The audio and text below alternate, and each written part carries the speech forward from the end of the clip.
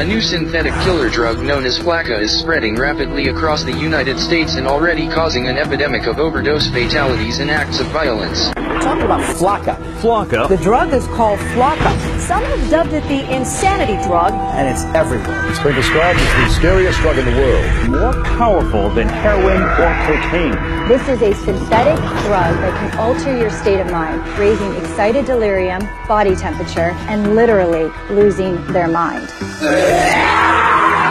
They're all experiencing like superhuman kind of strengths. It takes 6 policemen to hold them down. That's a problem. Psychotic breakdowns, hallucinations, aggressive, violent behavior, Cannibalism and self-mutilation. indiscriminate violence. When Flakka takes over, We are living in the context of the end of the age. We are a nation under judgment.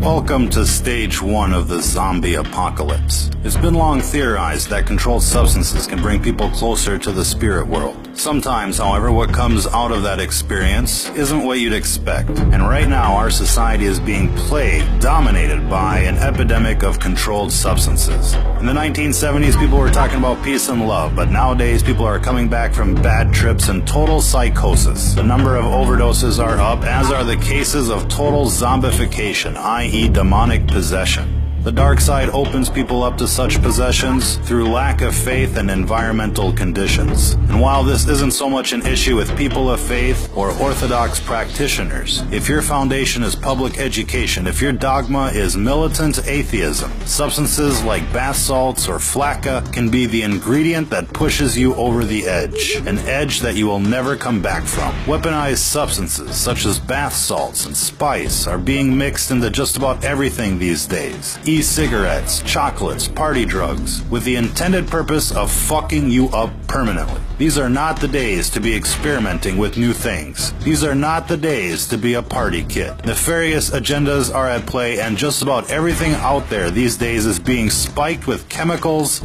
to do you in. This recent craze of legal highs, for example, has become epidemic in proportion. Coupled with the outbreak of pharmaceutical abuse, heroin abuse, meth abuse, this all has the potential to doom an entire generation like never before. Our message is clear. Don't be a guinea pig. Whatever is out there circulating on the streets these days is experimental in nature. Cities are receiving experimental batches so that the effects can be recorded and analyzed. Now, we'd like to think that most of you out there have the common sense to avoid these types of substances. But if not, let this be a fair warning to you. If what you're into is not 100% natural, if your surroundings and mental state is not 100% positive, whatever you're thinking about is not worth the experimentation. Even alcohol has the potential of channeling in evil spirits. If you go to a liquor store in British English societies, hard liquor is called spirits, and it's called spirits for a very good reason. Again, these are gateway substances, and when they're added to the atheist psyche, anything is possible. If you've ever seen somebody turn bright red while drinking, you're basically watching demonic forces take over. Most times, the affected individuals are unaware, and while most of us dismiss their drunken behavior as simply being drunken behavior, there is something else going on. The dark side is constantly trying to induce what's called mutation by design. It's the main reason why everything you buy is laced with chemical or unnatural substances. They call the food GMOs, with the intended purpose of changing the composition of people from a natural state to an unnatural state, from a natural vibration to an unnatural vibration. And while this gets into the metaphysics of the world at large, what you're seeing here isn't natural.